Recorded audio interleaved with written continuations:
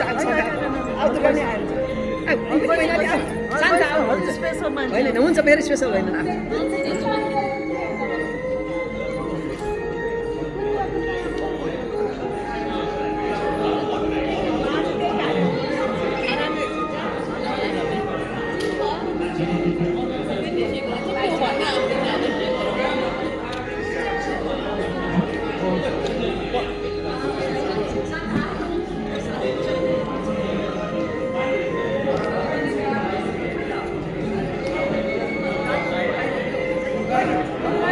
ओ uncle